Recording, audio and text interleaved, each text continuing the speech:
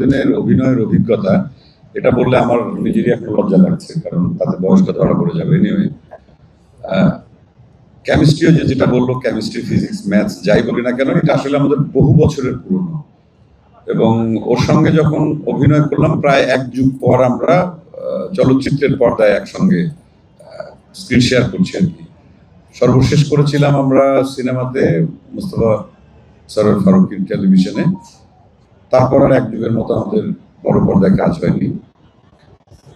আমার মধ্যে এক ধরনের এক্সাইটমেন্ট কাজ করছিল, এবং এই সিনেমাতে তানিম নূর আমাদের দুজনকে হাজির করেছেন। ভাই দিনের আবার জুটি বলতে পারছি না, যাই হোক, এই যে মানে আমি আমার মোশাররফের কথা আমি ধরছি না কখনোই, একদম আপনারা ওইভাবে চিন্তা করবেন না।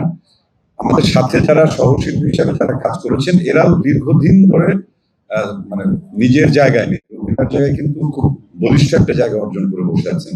তা এই একসঙ্গে সবাইকে এই সিনেমাতে দেখা যাবে, এটা আমি মনে করি সবচেয়ে বড় চমক। এবং এই যার ছোট গল্প অবলম্বনে এই সিনেমাটি নির্মিত হয়েছে, তানিম নূর পরিচালনা করেছেন, হুমায়ুন আহমেদ স্যার। ওনার গল্পের, ওনার লেখার মধ্যে জাদু আছে, এটা আমরা সবাই জানি, বিশ্বাস করি।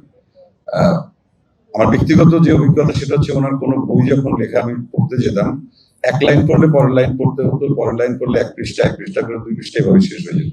মানে প্রত্যেকটি মোমেন্টে এক ধরনের আলাদা, মানে চুম্বকের মতো একদম টান অনুভব করা যায়। তা সেই গল্প থেকে তানিম নূর আবার সিনেমা বানালেন, এটা তো আমার মনে হয় যে বড় ধরনের কিছু একটা ঘটতে চলেছে, আমি আশা করি।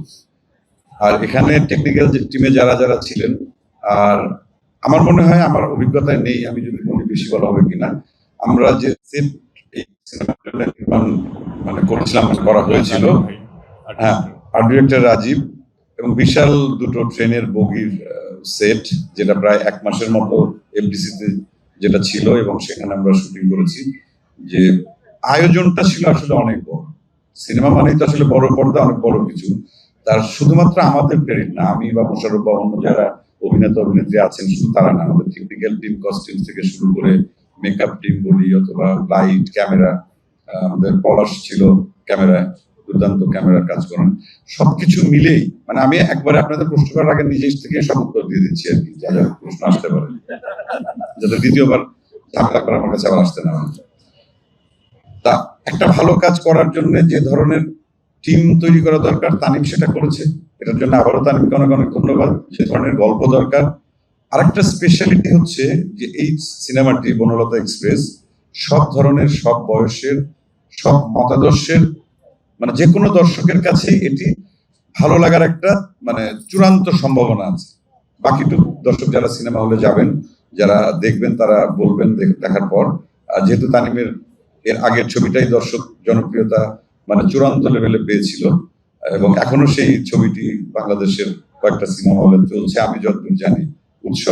উৎসবের পর এটি তানিমের দ্বিতীয়, এটা টোটালি হয়তো তৃতীয়, কিন্তু পরপর দুটো ছবি।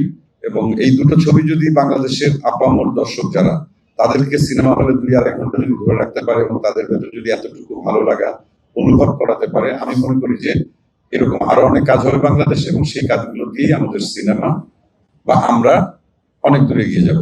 সবাইকে অনেক অনেক ধন্যবাদ আজকে যারা এখানে আসছেন।